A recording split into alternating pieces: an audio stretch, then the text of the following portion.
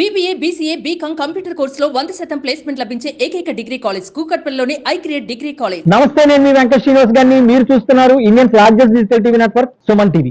మధ్యప్రదేశ్ తీర పరిసర ప్రాంతాల్లో కొనసాగుతున్న అల్పపీడనం, దానికి అనుబంధంగా విస్తరిస్తున్న ఆవర్తనం, దీని కారణంగా కోస్తా ఆంధ్రాలో అయితే రాబోయే 48 గంటల్లో భారీ నుంచి అతి భారీ వర్షాలు ఉంటాయని చెప్పి ఆంధ్రప్రదేశ్ రాష్ట్ర విపత్తు శాఖ అయితే హెచ్చరికలు జారీ చేస్తుంది.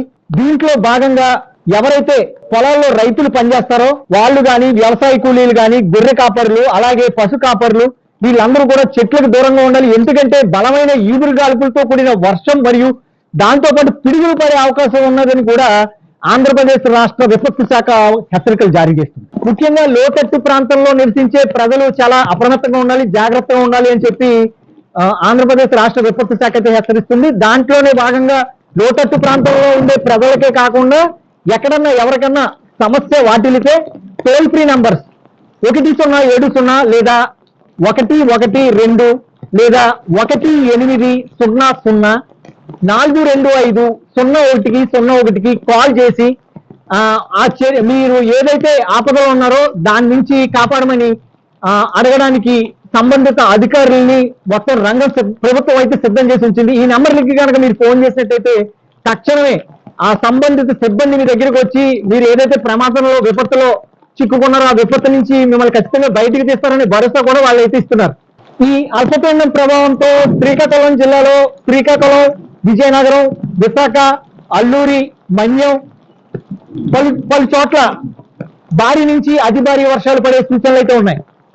అలాగే కోనసీమ జిల్లాలో చూసుకుంటే తూర్పుగోదావరి, పశ్చిమ గోదావరి, కాకినాడ జిల్లా, రాజమహేంద్రవరం, ఇక్కడ కూడా మీరు ప్రస్తుతం చూస్తుంటే ఇది రాజమహేంద్రవరంలో ఈవేళ మార్నింగ్ నుంచి అయితే చాలా భారీ వర్షం కురుస్తుందని చెప్పుకోవచ్చు. ఇప్పుడే తెరిపించిన సమయంలో మళ్ళీ మొదలుపెట్టిన పరిస్థితి అయితే ఇక్కడ మనకు కనబడుతుంది. ఇలాగ కోనసీమ జిల్లాలో అయితే ప్రస్తుతం ఇక్కడ ఉన్న రాజమహేంద్రవరంలో కూడా భారీ వర్షాలు అయితే నమోదయ్యాయి.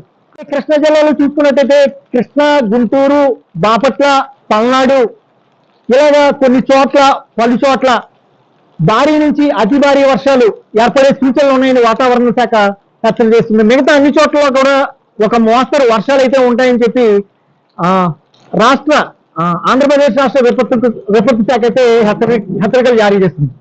అలాగే రాయలసీమ, నెల్లూరు జిల్లాల్లో ఒక మోస్తరు తేలికపాటి వర్షాలు ఉండొచ్చని చెప్పి ఆంధ్రప్రదేశ్ రాష్ట్ర విపత్తు శాఖ అయితే భావిస్తుంది.